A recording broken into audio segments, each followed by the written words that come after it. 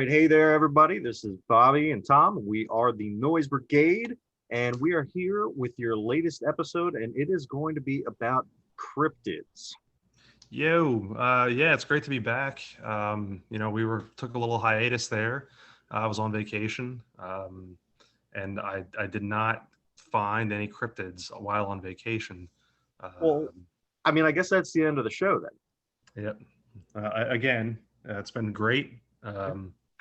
Wait another 2 weeks, and we'll do it again. Yeah, I didn't find any this week. I didn't really look, but I figured if it was meant to be that they would just pop out of the woodwork and be like, hey, let's go on. Yeah, Um, exactly. Hey, but that, so you posted our poll though on our Twitter. I did, and I And, was disappointed. yeah, and it's funny. I have played Scrabble and a very, word friendly person for years and years and years and years. And it's funny knowing that what a cryptid actually is. I had no idea what the word was. Really? Seriously, no idea. Yeah, I've heard of a lot of these that we're going to talk about here, but I actually had never heard that word before. So Good. the fact that we're doing a podcast on a word that I just learned last week is pretty astonishing. Listen, man, I'm just kind of proud of the fact that I knew a word that you didn't.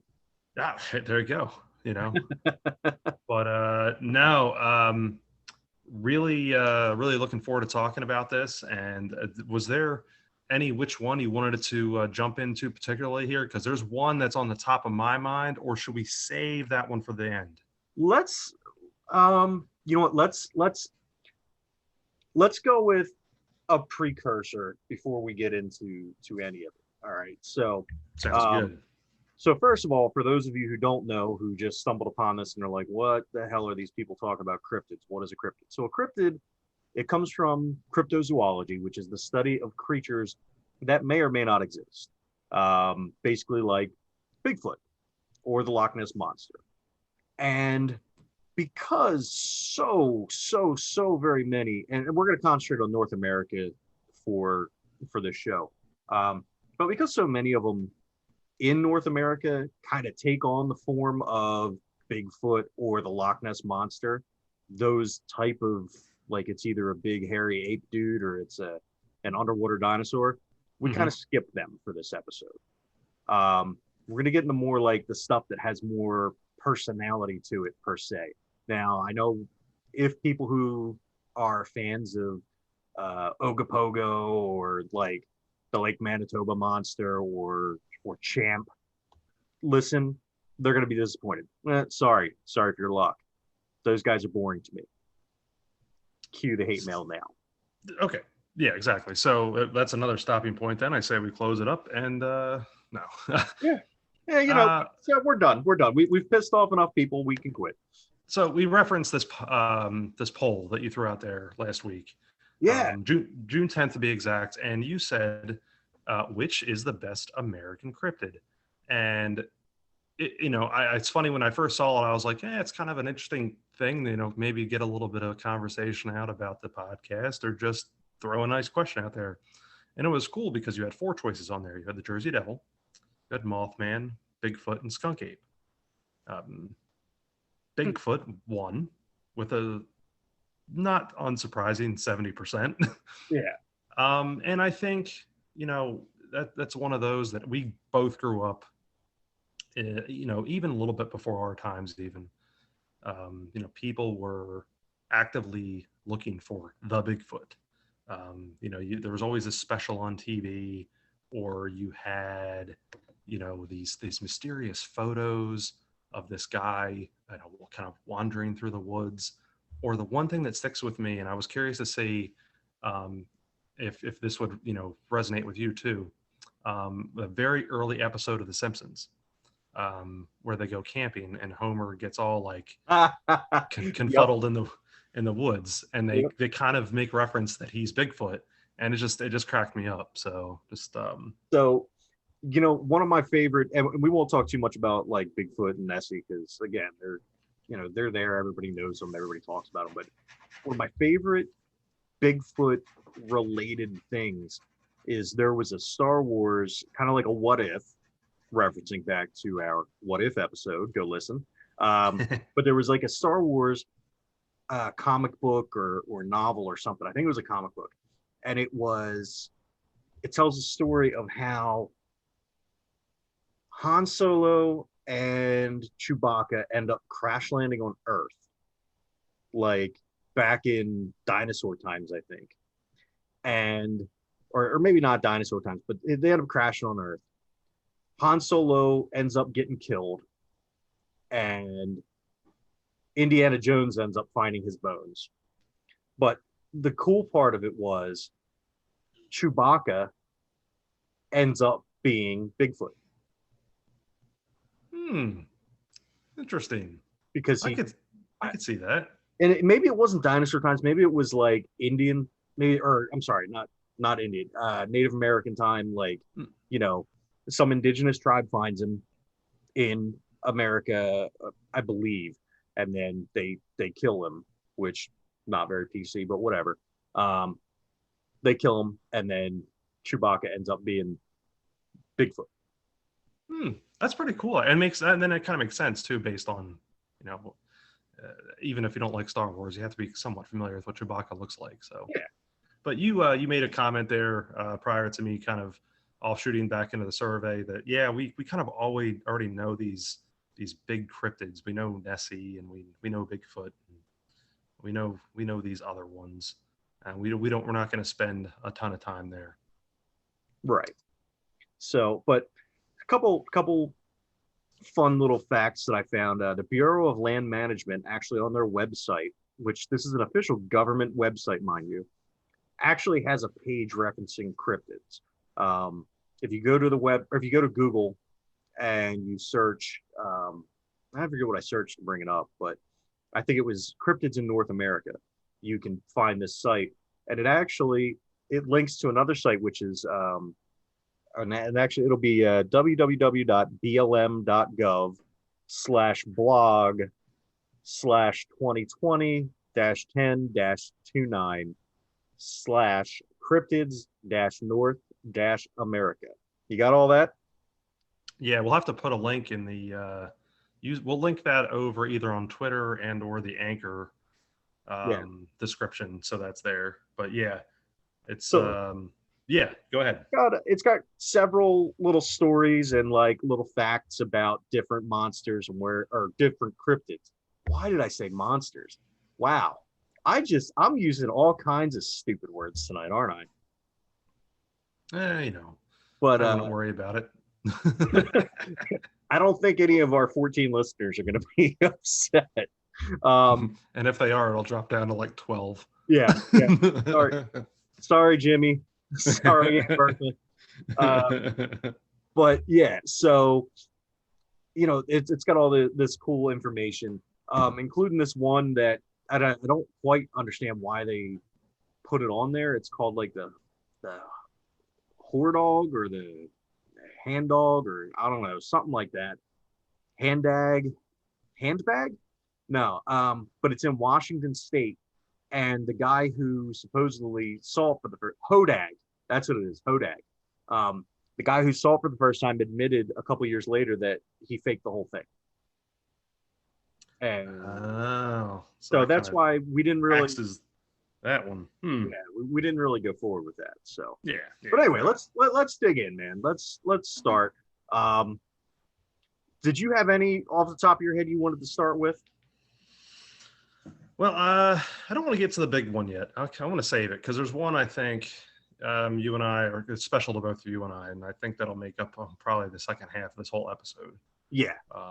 So the one that was interesting to me, that I'm just kind of thinking about as far as not completely random, but ones that are kind of still in our area, that were kind of in the area that we grew up. You had made the mention here, the puckwudgie. Yes. And it's funny because it is one of those things that triggered something in my mind from years and years and years and years ago. And I recall seeing this somewhere, and I just can't remember where it was. reading about this. But I'd love for you to kind of run through your notes here, because you put this together, and this was something, again, that was from our area where we grew up, and I distinctly recall seeing it and learning about this. It's been so long that it just kind of, it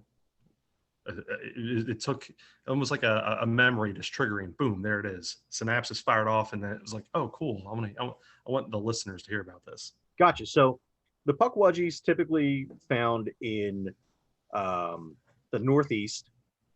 More specifically, it's normally found in New England, but down as far as Delaware and Jersey.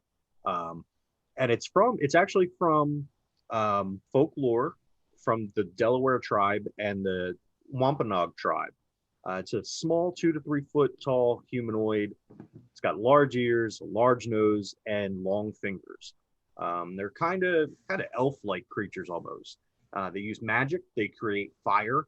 They launch poison arrows, and they will lure people to their death. So they're not, if you see one of these guys, you kind of want to steer clear. The belief from these tribes is that they were originally friendly to humans, but they turned against them. They've also been known to kidnap people, push them off cliffs, attack them with short knives and spears, and blind their opponents using sand. So clearly this is where Mr. Fuji stole blinding his opponents with salt. Yes, I saw your note there, and I laughed. That's so good. If you're unfamiliar with Mr. Fuji, throwing the salt in the face, he's a wrestling manager, and that was in the 80s. That's what he would do to kind of get the good guy off his game. So I saw that note, and I just had to make you say that. And then so one of the cool things about Pukwudgies is they actually made it into pop culture in the form of the Harry Potter universe.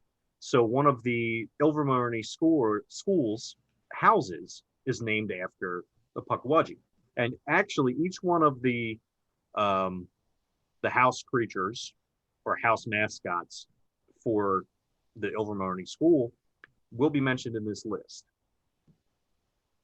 Oh, okay. All right. So I don't know. That was just one of those interesting ones to me that you had put put down here note wise, and we'll kind of have to I guess maybe we'll circle back to that one. Yeah. Based on your little tease there. Yeah. Another one you did have on here, and again, we don't want to talk about these big ones too much, but I want to just briefly mention this because it was on the poll, and skunk ape. Yeah. Yeah. So yeah, you live in Florida. You know more about this than I do. So go ahead, just kind of quickly run us through why the skunk ape was included on the poll, and what makes it such an interesting cryptid or not. So yeah, Bigfoot, but from Florida. So obviously it's 10 times worse than anything from any other state in this nation. Obviously it has a stupid name because it's from Florida. I'm assuming that every skunk ape also has a mullet, or possibly a skullet. I'm pretty sure they subsist on like gas station burritos and probably do they still make that what was that nasty malt liquor that people were buying for a while that had the energy drink mixed in? Oh, Four Loko? Yeah, I'm pretty sure they subsist on gas station burritos and Four Loko. And I figure more than likely most of these sightings are either probably lost spring breakers or methed out tweakers who got lost in the woods or the swamps. That's pretty much where I'm at with skunk apes. I want to point out how quick that I was able to name that, and then within 10 seconds I cracked the can open. I just want to point that out. It's not Four Loko though, so. But maybe you were just in Florida. Maybe you got bit by one and you're starting to turn into one. That's very possible. So anyway, I had to go there. One that you had mentioned there. Another while we're kind of talking about some of these bigger ones, this one you also, because I'm just kind of blowing through the little bit of the poll here, but we're going to save the biggest one for you and I for the end. But real briefly, the Mothman. Yeah. So Yeah, go ahead, because I have a little bit there too, but I didn't want to go too far into this one again because there's a movie. I mean, yeah. So apparent man, the Mothman's weird to me because the Mothman seems like he's had quite a bit of like notoriety um outside of just conspiracy theories and stuff. Um it it's from West Virginia. Um it's kind of like a winged humanoid with red glowing eyes and stuff and these big wings. Um it's just weird, man. There's been so much. There was a book called The Mothman Prophecies based after it. There was I don't know, man, but it's taken on. It's interesting because it's gotten on a huge like pop culture rush lately. Like in June of 2020, there was a petition to replace all Confederate statues in the United States with statues of Mothman. Um, as of March 2021, the petition had 5,000 signatures. I know I'm going to sign. I'm done. I'm going and signing that because I'm on board. But like, apparently there's a DC Comics hero named Mothman. There's been movies. There's books. There's just all kinds of craziness out there based on this dude. Yeah. I didn't want to get too far down with Mothman, and I can really because the one thing that sticks with me is like you just said, the movie. I think there was the big one 20 years ago or so. Yeah. But it's interesting. It's obviously a one of the bigger folklore ones. That's been around, so definitely was definitely wise to include it. But let's kind of dive back into some more maybe lesser known ones. Real quick before we do that, I just gotta point to the past, or not to the past, to the cast of this Mothman Prophecies movie because I didn't realize how nuts that cast was, dude. It was Richard Gere, Laura Linney, Will Patton, Deborah Messing. Really? That's a pretty star-studded cast right now. Yeah, especially for the time. Right. It came out 2002. So they were, they were all pretty hot at that point. So that's that's interesting. That's such. I want to say that I've seen it, but it was probably back around when it came out, so I don't remember anything about it. Yeah, I know. No. I've never seen it.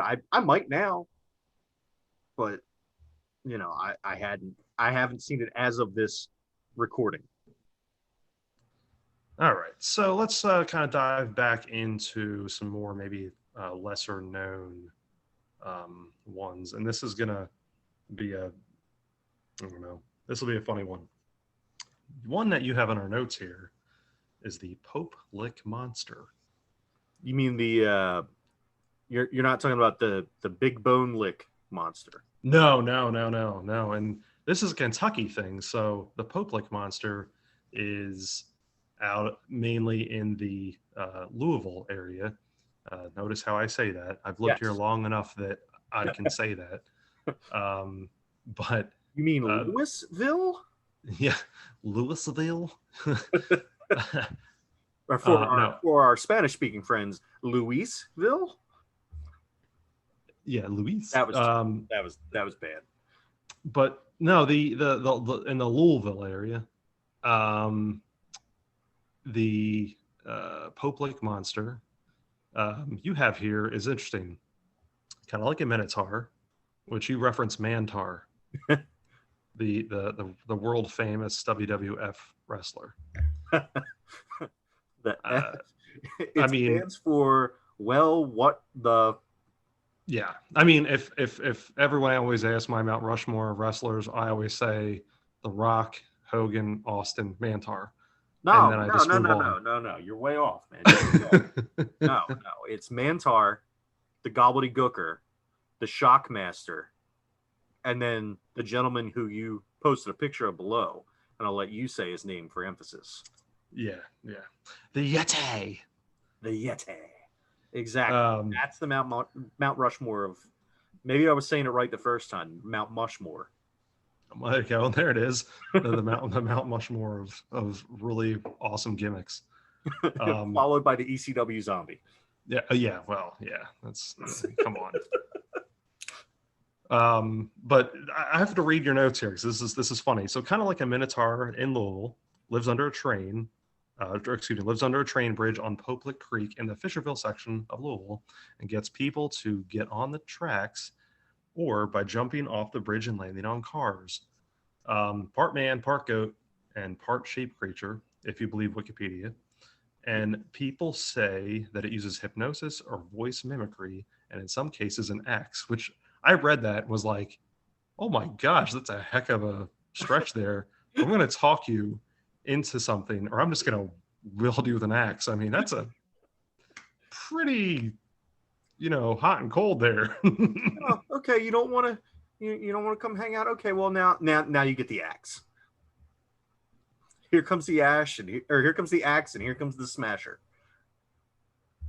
So it's funny. These kind of these smaller cryptids. It's so interesting that you have obviously folklore from Native American history, and then this folklore like this, where it's like, yeah, this thing uses hypnosis, or sometimes it just has an axe. Yeah. And the description I read wasn't just it has an axe, it has a bloody axe. It's like, well, even better. Yeah. So moving on, for another possibly meth-fueled cryptid here, we have the Loveland Frogmen from Loveland, Ohio. So these are humanoid frogs, approximately 4 feet tall. There was 3 of them noted in the first sighting, which was in 1955. All right. So if I remember correctly, there was 3 Battletoads, right? Yeah. So maybe that's what this was. Maybe Battletoads is based off a true story. It's funny. A lot of these little things that we grew up with, they have to have some kind of folklore, history to it. The people aren't that creative. Well, didn't the Ninja Turtles have frogs too? Like, wasn't there like I seem to remember like a group of frogs that they fought against and then joined up with. Yeah. We're gonna have to circle back on that one. Yeah. I'm not 100. I don't remember, but yeah, go ahead on this one. So Homeboy saw 3 of these big frog creatures, thought it was a great idea to stand there and watch them, see what they did. Because, he was so brave and daring that he was going to stop them, I guess. I don't know. But he watched them talk for a little bit. And then one of them held a wand over its head, which fired a spray of sparks. And I want to know, where was he keeping this wand the whole time? No, I don't want to know. Yeah. But anyway, when he sprayed the spray of sparks out of his magic wand, if you want to call it that, I'm going to think it was a euphemism for his little frog dink. This guy was just a sex pervert. That's what it was. Yeah, and sounds like it. Yeah, he was watching. Never mind. But this caused this guy to flee when he saw the sparks spray out of the magic wand, quote unquote. So, and then, apparently there was a musical about them, in like 2014 or something like that, I think. So they're a thing, I guess. Not much out there about them that I, was able to find in my quick Google search. There's, certainly stories, but not like massive folklore about them. What are you thinking on the Loveland Frogmen? Well, I never heard of them. I do like your Battletoads reference, though. That's it's kind of interesting if you think about it, because again, I really think it speaks to how not creative people are. So I would almost like to see if that is actually interrelated to that, just out of curiosity. Now, that not as cool as the Pope-like monster.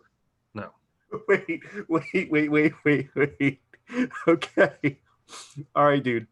So I, I just did a quick search because I had to on the Loveland Frog Man because I needed to give more info.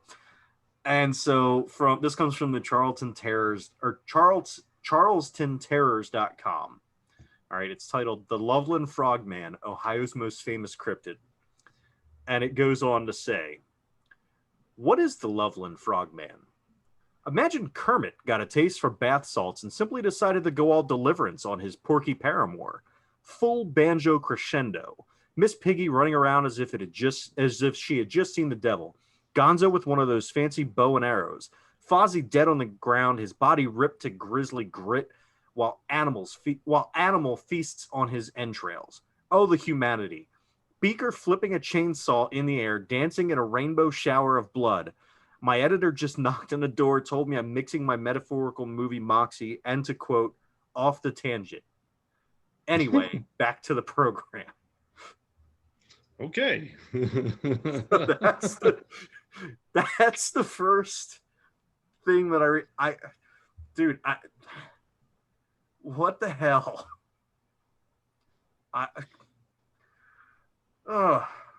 Okay.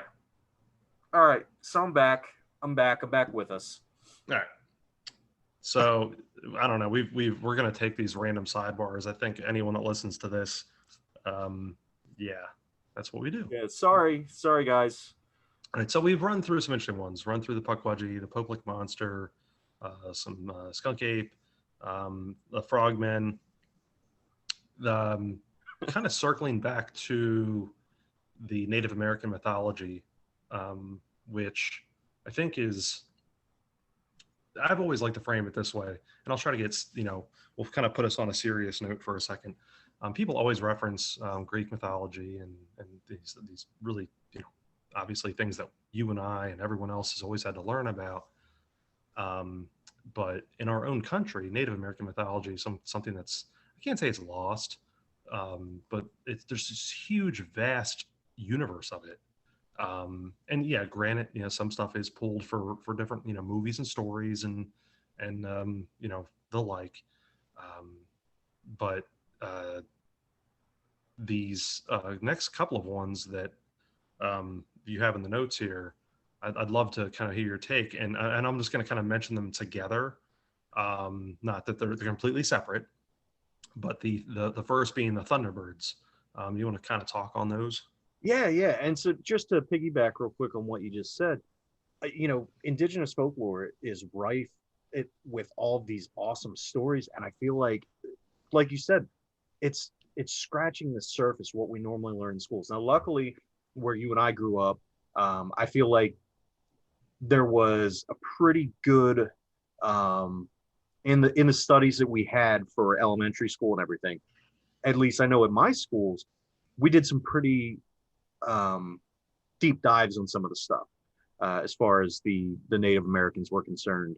It was really, really interesting stuff, and their history is our history, and it's just so good. There's so much interesting stuff to learn, and I think that we could all be better off if we learned more of it. And I think that the entertainment industry could really mine it for gold. There's so much cool stuff. Yep. But getting back on track, like you said, so Thunderbirds. Most tribes of indigenous people in North America from the U.S. and Canada seem to have some form of Thunderbirds in their beliefs. So whether it's, mostly in the U.S., it was the East Coast, the West Coast, and then the northern central northern central part of the United States, and then obviously Canada. All had Thunderbirds there. And typically what you saw in Native American folklore with this Native American and indigenous people folklore was the Thunderbird was the controller or the protector of the upper world, which is where we are. the world of the living, essentially. And it fought against the creatures of the underworld, such as the underwater panther or the great horned serpent. And remember back to when we were talking about the Pukwudgie, Mm-hmm. this is one of the houses of the American Hogwarts, Yep. the Thunderbird, and also the great horned serpent. So they were both houses as well, as was our our last, second to last entry on the list, the Wampus. Yes, yes. And so I'll do a little bit on this because the Wampus, Cherokee mythology, has a similar creature, which is called an Ewa, which is a half woman, half cougar. But the Wampus is located in Tennessee, which is a state over from me. And the interesting thing with the Wampus, and this is one of those things that um, it's funny because I think this is how you always associate the Wampus. It steals kids. Um, that's always been my association with that one. Um, the other things that one would be known for is the fact that it smells horrible, and if you hear its cry, someone will die within the next 3 days. So that's kind of an interesting one. And you also make the other, Harry Potter note here. So if you want to kind of wrap up the Wampus, then we'll get into our main event. Yeah, man. So it's cool to see so much online about it. And again, this is another one where this one piggybacks on, indigenous mythology and indigenous beliefs and kind of carries it over. And it's one where it's something believable as far as, well, not necessarily the half woman part, but there's so many big cats that are out in the woods that we have no idea where they're at and all that stuff. This one could be just a big cat population, but it's still really cool, man. I dig all the indigenous mythology and all that stuff, and like I was saying, and like you said, there's just so much more out there. We could do an entire podcast on just that kind of stuff, and Yep. it would be awesome. But so before we get into the main event, so to speak, should we talk about the ghosts that we were? Yeah. It was funny because you had this whole thing with cryptids, and I'm going back in my head, and I realized these weren't because at least the one I put down, and because of a ghost. So ghost being the spirit of a past living being. I don't want to get into the explanation of what that would be, but not a cryptid. So, but I have to mention it, and this will be a nice lead-in, both mine and yours. And the one I remember hearing about this, I was probably middle school, high school, early high school, the Atco ghost. And there's different variations of it. But that's one that, they kind of go into the woods and flash your headlights or flash your lights this many times and go down this certain road. I believe Atco was Burt Mill Road to do it. Yeah. And supposedly the Atco ghost would make their appearance. So that was one I just recalled, and I only did it based on area, thinking of what we're about to talk about. Right. And I really should have gone through my Weird New Jersey books, and looked up some more good stuff out of there. But, one that always stuck to me that was similar to that story was the Pedricktown ghost. And so the Pedricktown ghost, the deal was you went on this little, and honestly, the bridge to me was scarier than any kind of ghost or demon or whatever that would pop up. This little rickety ass bridge in between Logan and Pedricktown, and it was a steel bridge, but it was all just wood crossing it, like wood planks, and it was such a small bridge, like two cars. I'm pretty sure two cars could go on it at a time, but I don't really remember. I know that it was super tiny. And it was something like you had to go to the middle of the bridge and turn your car off and turn your headlights off or something like that. And then the ghost would come and pull your car across or something like that. I don't know. It was something weird like that, but it was just funny, all the little stories that you hear growing up about where you live and that kind of stuff. Yeah. So the those kind of just were, more like kind of firing off the things in, the mind based on the big one for us anyway. Yeah, for us, and not, the unfortunately for us, the poll didn't work out the way that I had hoped when I posted it.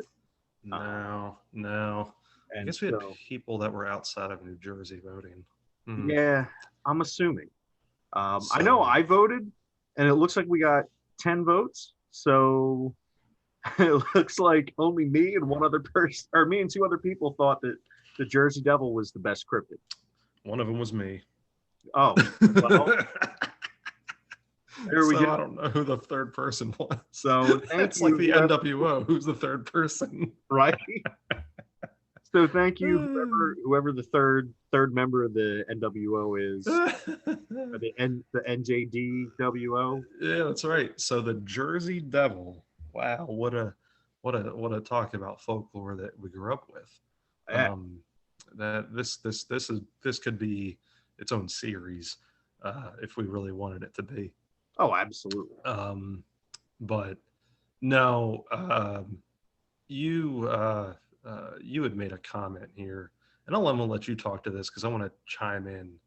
Um, and we're just going to kind of go through. Well, you know what? Before we get into our own little notes about it, maybe catch some people up on what the Jersey Devil is. Yeah, man. So do you want to run through, or do you want me to run through? Well, I'm just going to kind of go through with what the stories that my mom told me in an early age that Jersey Devil um, was in the Pine Barrens. And it was funny because I can actually recall visiting the Pine Barrens for really no other reason than just to go try to track down the Jersey Devil, um, because my mom was huge into horror and huge into folklore. So that was something that it wasn't just that these things that I grew up with in school. These things where I grew up with my family, particularly my mom, because she was very into these things. So for us, though, this was more particular not to just the state of New Jersey, but in more southern New Jersey, and in our area, um, the Jersey Devils also called the Leeds Devil. Yes. Um, so, um, like I said, lived in the Pine Barrens, but why was it called the Leeds Devil? Do you know? Oh, well, see, all right. I never quite understood because there's two different reasons that I heard.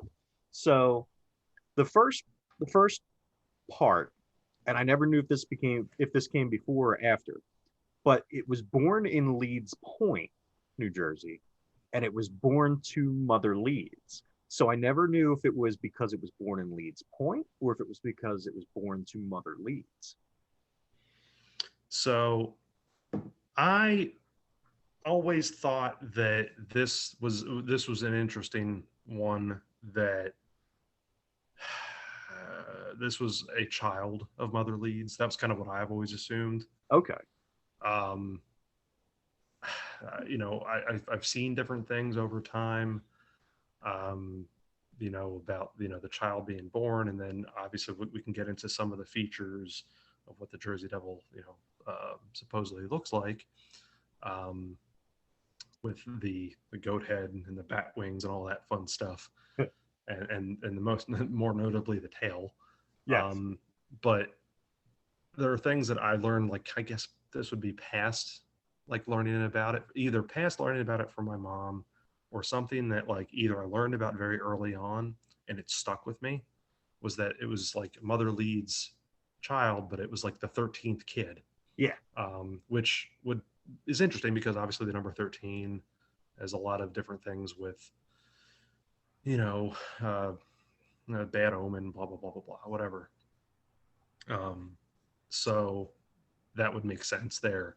I I personally would have missed out on that fact because I don't remember that from being told things early on. Um, but then you get into this whole thing with, you know, the like I said, you know, how it looks, and then but how far back this one goes. So do you know how long ago this one goes back? It goes back to the 1700s. Which is crazy, Yeah. absolutely crazy. So here you have actual American folklore that's like 300 years old. Yeah. You know, it's absolutely wild. Um, and and I think one of the reasons why this triggered memories for me for like the Acco ghost, and you mentioned the Pedrick Town ghost, was that the Jersey Devil, you know, even though this obviously is, you know, huge on the cryptid list, particularly for American, was that it always kind of associated itself with being like a ghost story. You know, it just was one of those things that people told, you know, oh, it's gonna get you, you know, go here, and you know, these things to meant to scare people. It was told like a campfire ghost story. Yeah. You know, back when we were kids. But I always remember hearing it named the Jersey Devil. No one, and I think it was probably more of a generational thing.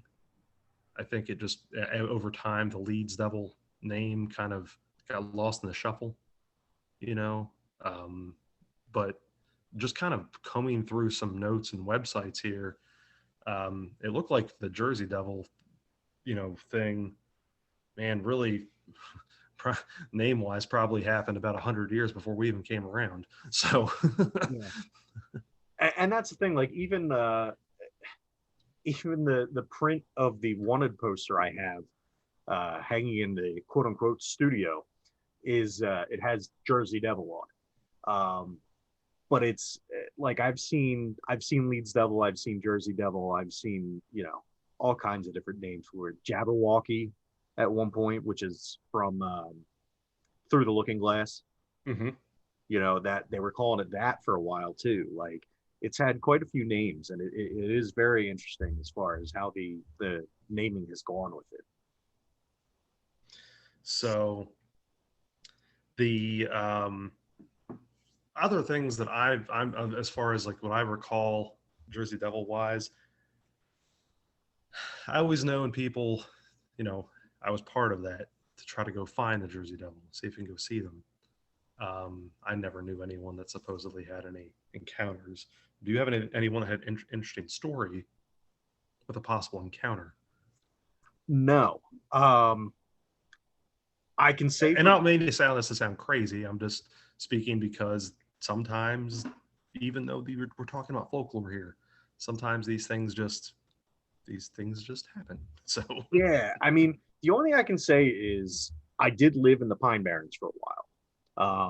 Before I moved down to Florida, I lived in well, I went to Stockton, which and you were down there to visit quite a few times. mhm. Right in the middle of the Pine Barrens. And then I moved to Port Republic, which is right up the road, but like further deep into the Pine Barrens. Um, and I can tell you that there were times when I would be outside at night and would definitely be feeling like something was watching me. Yes, yes, yes. But No, and really, if you're unfamiliar with what that area is, yeah, it's just a wooded area, but it's weird. It's such a different, you know, it's a different kind of wooded area. I guess because of where it's at, because you're so close to like the shore, and then you're so close to like big city, with, you know, Philadelphia not being that far away. So this you have a pretty large expansive area of woods there, but it's almost unlike any other woods. You know, I lived in Jersey for several years, many years, almost 20 years actually, and um, I lived, you know where I lived. I had yeah, through 3 acres of wooded land, and man, that was my backyard. And I've ran back there and never got scared like that, you know, or at least had any kind of inkling that, you know, that anything was lurking, because it was like a playground for me. Right.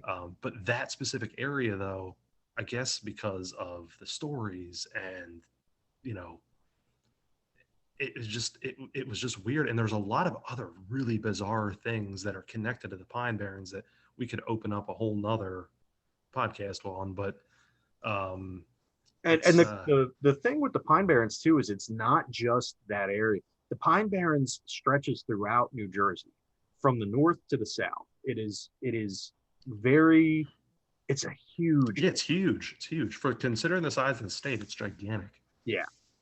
So, and you're right. We could probably do an entire episode on just the Pine Barrens. I mean, hell, The Sopranos did. Yeah. Yep. That's right. One of the best episodes. And I'm gonna go back real quick to, again, my mom was the one that kind of filled me in on a lot of these early stories because she, like I said, was huge into horror stuff and anything that had any kind of, you know, I hate to use the words, but monster and ghosts type story. That's basically, her thing. And so she would tell me these things, and it was cool because it allowed me to learn a bit of the folklore, but then, also kind of like connect things to real areas. Because even though, I was like, well, obviously this thing's not been roaming around for this long, it was still cool though, because it put that thought in the back of your head that, when you're a kid, like maybe it really is, so. Right.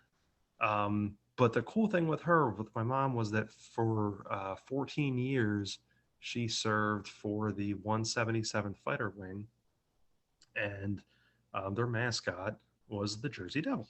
Right. So they're known as the Jersey Devils. That's actually on the tails of their fighters. They Yep.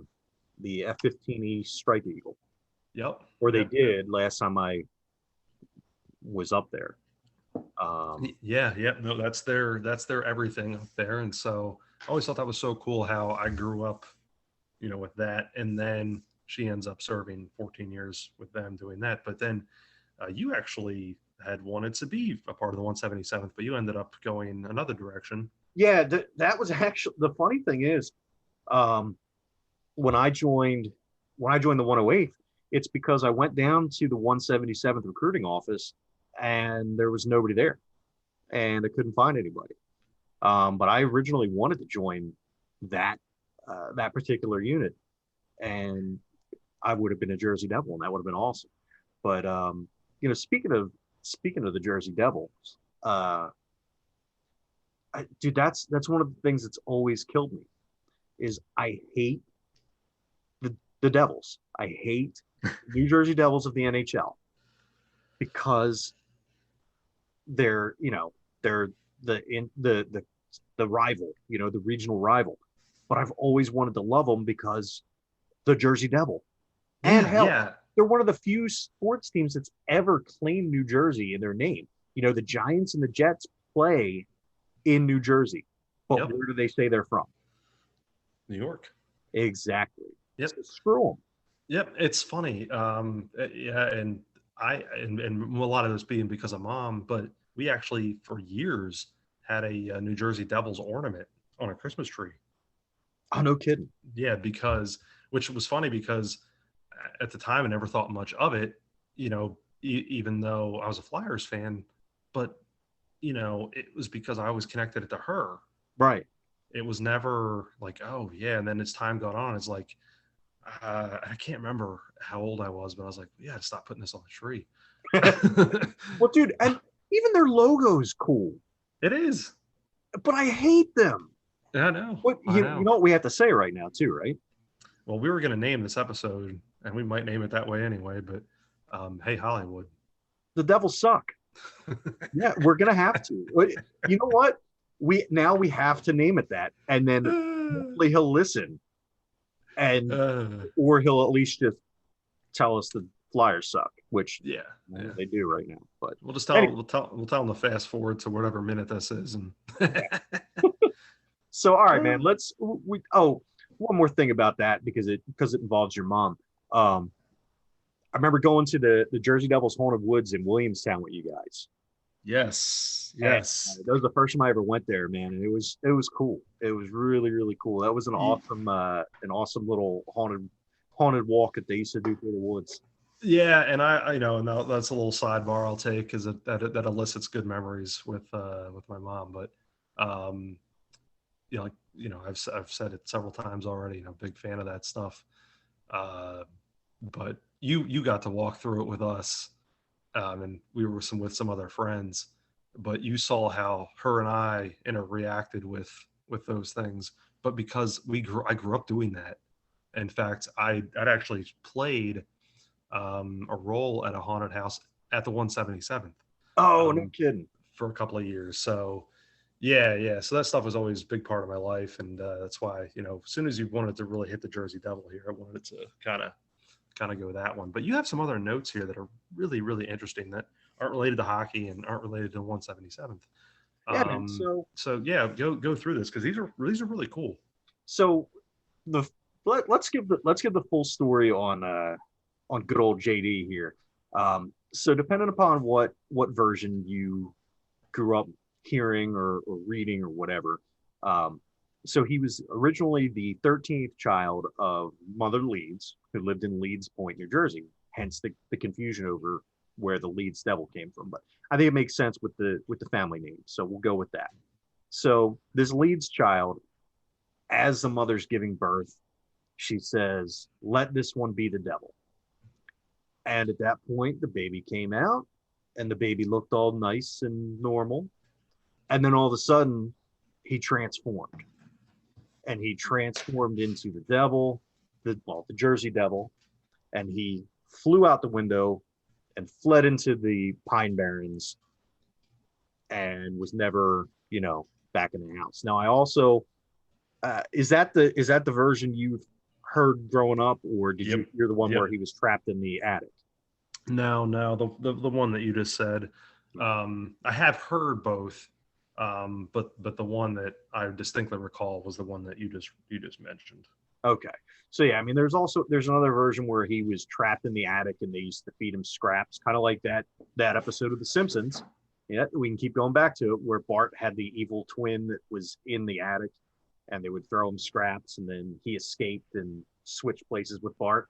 But it was kind of that's the story that I always heard. And what I thought was interesting growing up was the appearances. So his appearances in public seemed to rise during times of war. There was actually, I don't remember if it was during the Revolution or during the Civil War, but supposedly a soldier shot it with a cannonball and it went through the wing. Um, there were sightings in Philadelphia. It crossed the bridge. It went to Philly. I don't remember it going to Delaware. I mean, who really wants to go to Delaware? It didn't want the less sales tax The apparently. tax-free shopping, yeah. Yeah. It had no need for tax-free shopping, so there was no need to go to Delaware. No, I mean the Christiana Mall is pretty cool. Anyway, it was all over the place, and it was seen all over the place. But typically in times of war is when it would come out more often. And I think part of what was so cool about it was ours, man. Like it was in. I remember reading stories of it being seen in Woodbury, and stories of it being seen in like Glassboro and stuff. And so those are, I can relate to that, man. I can see that. I can go to the place where the person said they saw that. And so it was super cool. And just going to school, our school library had a book, and it was called The Jersey Devil. And I used to take that book out like 4 or 5 times a year and just reread it and go through it and just pour over the pages and just read everything about it. And I remember the cover and everything. It was a red cover. It had white print and a black like silhouette picture with the white eyes and black pupils of the Jersey Devil. And so growing up with that and living in that area and everything, I just thought it was the coolest thing, and I was super into it. I mean, obviously to this day, I've got the friggin' print on my wall. I've got several books up on my bookshelf. I've got the Weird New Jersey books that mention it and everything. Like it's I don't know how else to say. Okay, here we go. I did see a cool bumper sticker, and I almost ordered it. It was on TrueJersey.com. They did not pay me for this. I did buy my print from them, and I've actually just reordered since I got a new car. I needed new bumper stickers, and I ordered some Jersey Devil bumper stickers from them. But they have one that says the patron saint of New Jersey. Nice. I like it. I thought that was really, I thought it was really appropriate. Yeah, no, you're not wrong. And that's the cool thing is that, you have such this old, for America anyway, this old folklore that dates back to basically the founding of the country. And maybe even beyond that. So you have this, about 300-year-old, whatever, roughly, folklore that, has been, one of those deals that's it's been passed down going from generation, but then, things change a little bit with it. But the cool thing is I think it's still one of those that, even though it's been around so long, and you have, some pretty high end, things named after it, one being an NHL team. You have don't worry, that's not the Jersey Devil. That's just my cat in the background. One being an NHL team. And then, obviously we talked about the 177th. There's still some untapped potential there for, possible, movies and whatnot. Well, there's been some movies, but nothing huge. That's what I'm talking about. Like yeah. Blockbuster, that's what I'm, really, I still don't think the big ones have been made yet. I think it's the only, and I could be wrong. Maybe there was a Bigfoot game out there somewhere, but it did have its own game on the original PlayStation. Yeah, you mentioned that. Did you ever play it? I didn't, because I didn't find out about it until well afterwards. But it was a full retail PlayStation game. I'm sure if I remember correctly, it didn't do it justice. It was like he was like this purple like superhero guy, that just kind of, it was like a bad action platformer. But still, how many cryptids can say that? Exactly. It's I don't know. It's interesting. You also threw on here though, outside of the original PlayStation game, I do remember this. There was an episode of the X-Files based on this. Can we talk about this in more detail? So now here's the thing. I only know that it was an episode because I believe I read about it somewhere online. I was not an X-Files fan. I wasn't either. I will say that this is one of the few episodes that I recall watching, but unfortunately, I have a little recollection of how the episode went comparative to the actual story. And I think it's because there was no connection made whatsoever. Let me, I'm going to go to the Google real quick. And there it is right there. Okay. So it was season 1 in the very first season in episode 5. So let's take a look and see. So let's see. It says, investigate cannibalistic murders. Do they come across what seems to be an evolutionary relict which may have inspired tales of the Jersey Devil? So it wasn't aliens, or it wasn't bugs like I thought. I don't know what the heck I'm thinking of with bugs, but I know somebody made the Jersey Devil into bugs once too, which pissed me off. Yeah, that sounds familiar too. I just remember the show not really being connecting to any of the history. Again, I could be very well off base. I remember again, it's one of those things that I was probably early teenager, I guess, when that hit. Oh wow, Um, this actually aired on my birthday in 1993. okay, so I wasn't quite, but close. Yes. So So I was 13 yeah, yeah. the day that this aired. Wow. Yeah, 'cause that was very most likely something I would have sat down and watched with my mom and dad. Um, so Yeah, uh, that's weird, man. Yeah, it was. Well, let me see. Okay, so this is so apparently it's somewhat based off of a like a an actual study that somebody did about whether mankind was hell bent on its own extinction. hmm, yeah, It was apparently the concept of mankind being carnivores and eating its own tail evolved into the idea of using an evolutionary mutation that was a throwback to the Neanderthal. So, okay. hmm, So that's what they were trying to do, is to show that the dude was a Neanderthal and he was eating people. All right. yeah, Yep. okay, I'm all out. right. I'm out on that. Yeah, yeah. Now, like I said, I just remember it not being very connected. So, Yeah. um, now you do have another thing here because one of the things that and we'll have to get into some more comic related things. We kind of mentioned these comic items in passing, but Yeah. yeah, go ahead on this because this is pretty cool. I don't remember this one.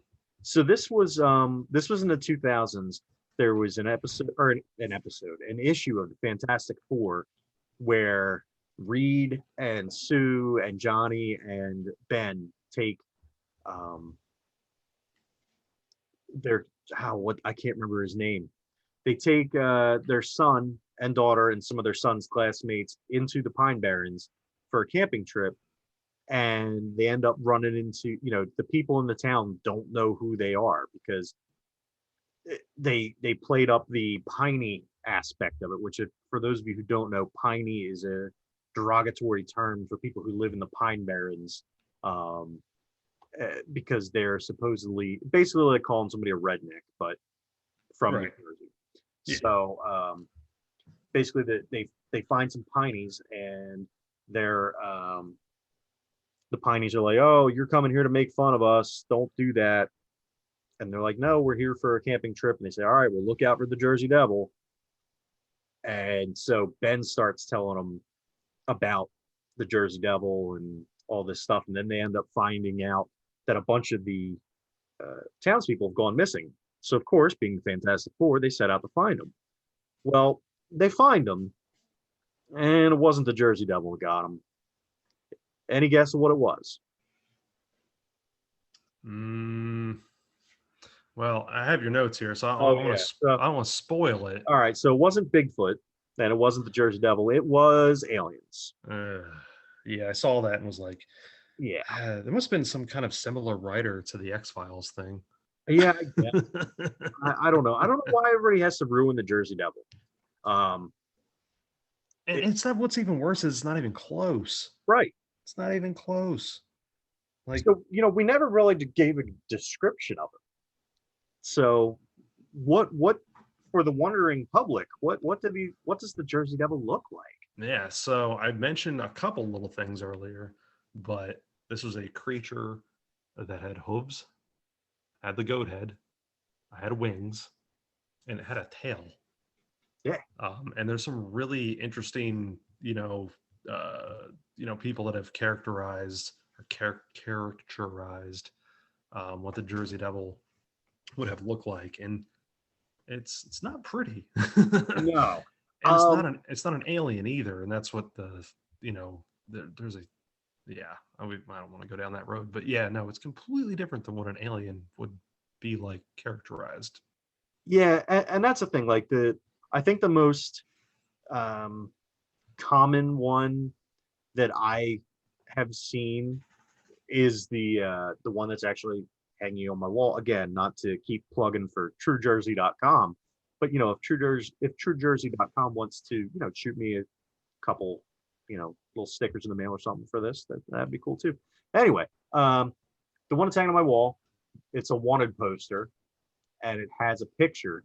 And this picture has been in my head since I was a little kid. It's got like a horse's head, a long neck, then it's got the little front hooves, and it's got the wings, and it's like kind of rear and back. It's got like almost like a greyhound's body, and then it's got like these really thin like stork legs, and then hooves at the bottom of them. And it says the creature is often described as a kangaroo-like patchwork with the face of a horse, the head of a dog, leathery bat-like wings, horns, small arms with cloven hooves, and a forked tail.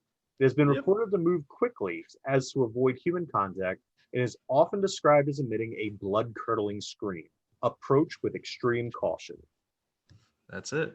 That is it. It's you have this like crazy, let's just pick and choose parts from different animals and put it together, basically. Yeah. And it's really cool. It's much different than the Bigfoot, and it's just different. It's just different, and I think this plays a special thing for you and I and a lot of people that grew up in that area, because it's specific to that area, right? But it does have some national recognition, based on different things that have happened. We talked about it with X-Files and the Fantastic Four comic, and yeah, there have been like you mentioned, the video game, and yeah, there's been some movies or whatever, but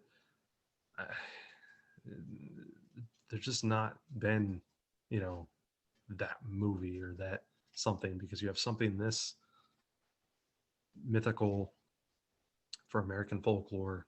You would think that there'd be something, and I'm not going to say it would be a moneymaker, but I could see somebody making a summer blockbuster type movie out of this, and trying to stick to the story somewhat, at least, and not go off tangent with aliens and whatnot.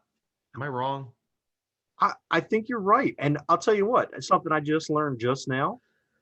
So apparently Disney did it right. Disney has a show called American Dragon. It's called Jake Long, American Dragon, not not Bryan Danielson, the American. And in this episode, he encounters the Jersey Devil, and they did a damn good job of making him look like the Jersey Devil. Nice. I'm shocked and surprised by this. Well, at least someone got it right, sort of. Right? But you said it's a TV show, right? Yeah. Okay, so that that's great. Nothing, not taking anything against the TV shows or anything, but I really think that there's I hate to put it this way, but I think there's a popcorn movie to be made on this one. That's like got that Jurassic Park or Twister or an MCU movie, like that kind of flair. I really think there's something you can make out of that, because it's just not just folklore, and it's not just history. It's it's pop culture too, right? So I think there's something there. I think there's a built-in market for it, honestly. I think maybe we're giving away some gold here by talking about it. It's possible. I think maybe we need to write this. Well, all right, let's all right, so anything that we've said for the last 30 minutes, just completely ignore. It's copyrighted. It's copyrighted. Yeah, I'm copywriting it right now as we speak. I've just submitted the application. Yeah. So yeah, I'll get to my script writing. yeah, because I'm totally good at writing scripts. Yes. Yeah. That's what I do. Jersey Devil goes, yeah, pretty much. That's it. People run. Yeah, there's your movie. Copyrighted. Trademark. Trademark. All right. I think we hit all of our notes here. This was one fun. Did you have something you wanted to finish up with? Yeah, one thing I wanted to shout out too. There's a bar in just outside Port Republic called JD's. It's named after the Jersey Devil. So, see, Ah, okay, all right. another potential sponsor. Yeah. And it's funny. I know. I always think this, and I know it's just his initials, John Dorian. Yes. But every time I hear JD, I just think of Jersey Devil. So in Scrubs. Speaking of which, yeah, did you see they were on Family Feud? Really? Yeah, tonight actually. Wow. Okay. It was because they did they're doing their rewatch podcast where they're him and Donald Faison are rewatching Scrubs. They started at the very first episode, and they're rewatching and they're having people on to talk about the different episodes and stuff. Yeah. And so tonight it was it was called Real Friends, Fake Doctors, or Fake Doctors, Real Friends is what their podcast is called. So it was their team, which was Donald Faison and Zach Braff, and then people who worked on their podcast, versus Neil Flynn's team. And Neil Flynn, for those of you who don't recognize the name right off the top of your head, it's going to be the janitor from Scrubs. He had a team. So, oh, cool. That's pretty awesome. Yeah, now I haven't seen it. My mom sent me a little text saying, "Hey, turn it on," but we canceled cable, so I got you. Yeah, and I haven't watched that show in forever, so I wouldn't have any idea of who's on it or. Yeah, but no, man, that's I think that's pretty much a good place to wrap it up. Anything else? No, this has been fun. We hit a lot of random ones, but then definitely lots of love for the Jersey Devil, and no, this was cool. This was a fun one to kind of come back on from vacation, especially after seeing the poll. Kind of really triggered some good memories and some good thoughts, and this has been a fun one. Yeah, man. All right, well, that's going to be it for now. Thank you so much for listening. Tune in next week or later this week, depending upon what our scheduling allows. But I think we're going to talk about some E3. Yes, that was actually supposed to be our next episode, but we got back and I had some time to fit in on this one. So we'll do E3. I'm gonna have to kind of beef up my notes as that goes down, and I'm looking forward to seeing what's on the horizon for that. Absolutely. So until then, don't forget to bring the noise and join the brigade. We will see you then. Take care, everyone.